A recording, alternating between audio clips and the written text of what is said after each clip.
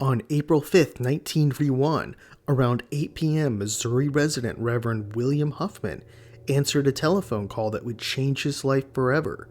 That day, Reverend Huffman was informed there was a crash nearby, and authorities asked him to come along in case anyone needed last rites administered. Soon a car was sent to pick up Reverend Huffman, and he was driven to the scene. As Huffman rode along, he believed this was an airplane crash. However, as he arrived, it was not at all what he expected. In this episode, we will cover this interesting UFO crash case, one that occurred 6 years before Roswell and became to be known as the Cape Girardeau UFO crash. As Reverend Huffman pulled up to the crash site around 10 miles outside the town of Cape Girardeau, Missouri, he would be shocked to see a variety of individuals at the scene. There were firemen, policemen, FBI agents, as well as some locals. The military was there as well. Reverend Huffman would get out of the car, and as he looked around the site for the crashed plane, he would be shocked to see something else in the wreckage. It was a silver disc-shaped craft that had broken in half. It looked like nothing the Reverend had ever seen before. The craft was composed of some type of shiny silver metal. Scattered around the wreckage, there were some small seats and strange electronic devices. Reverend Huffman was able to look inside the wall of the wrecked craft and noted it had strange writing, similar to Egyptian hieroglyphics. After this, military authorities guided him toward 3 beings, all extraterrestrials. They had been thrown outside the craft once it crashed. According to the story, 2 were deceased, while 1 was close to dying. The beings looked like typical gray aliens. They were small, around 4 feet tall, with a slender frame. They had large eyes, a large head, and a small nose and mouth. Their arms were abnormally long compared to the rest of their bodies. While grays are often reported to have pretty long arms, in this case they were said to be extremely long. After Reverend Huffman performed the last rites, he was pulled aside by military authorities and was sworn to secrecy.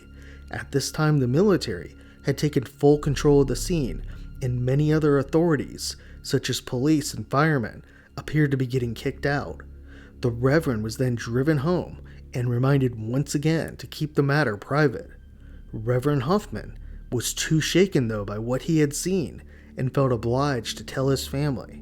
That night, the Reverend sat down at the kitchen table and recalled his experience to his wife Floy and his sons. The family would keep the story a secret for decades. Then in 1991, Charlotte Mann reached out to UFO investigator Leo Stringfield. Charlotte is the granddaughter of Reverend Huffman.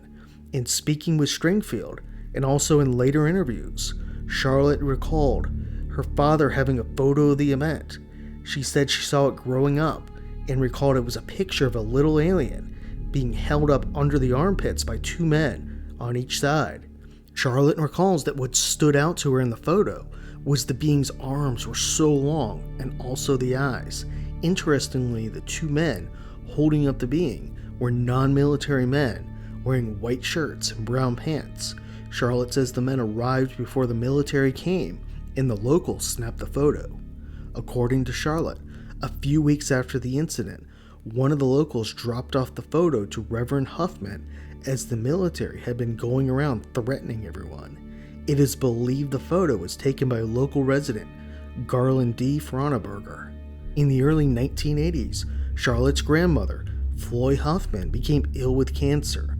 Charlotte recalls wanting to find out the truth around the event before she died. She had seen the photo growing up, but was young and didn't really know what to make of it. She also heard the story in bits and pieces, but never the full thing. Floy was hesitant at first, but eventually relayed the entire story to Charlotte. While this case has some solid aspects, there's certainly some characteristics that will lead many to doubt the story. First off, it appears there is only one witness, Charlotte Mann, who seems to be able to recall this story. While it's not unusual for a family secret like this to come out decades later, it is somewhat unusual that no other witnesses to the event can be located, especially in what seems like an event that would have the whole town talking. James Westwood, a UFO researcher, traveled to Cape Girardeau hoping to find records or sources of people who remembered the event. However, by all accounts, Westwood came up pretty empty and was unable to find a second source for the story. To make matters worse, UFO researcher Leo Stringfield, who investigated the case and broke it, died in 1994. It doesn't appear his family has released the records on the case. Even if they did, it seems that Stringfield based his report just on Charlotte Mann's account. That said, this story really comes down to one witness, and one witness only, who didn't actually experience the event firsthand. That makes it tough to find this event credible, in our opinion. That said, it is of course very possible that this did happen. In addition, it could be the case that another source exists, and we just couldn't find it. Many of the characteristics of the beings, appearing like typical greys, and the craft, is what is reported all too often by UFO witnesses. If this event did happen, then somewhere there should be a case file, or more info on this. The UFO would likely have been taken somewhere along with the alien corpses. In time, let's hope we find another source and more information on this case.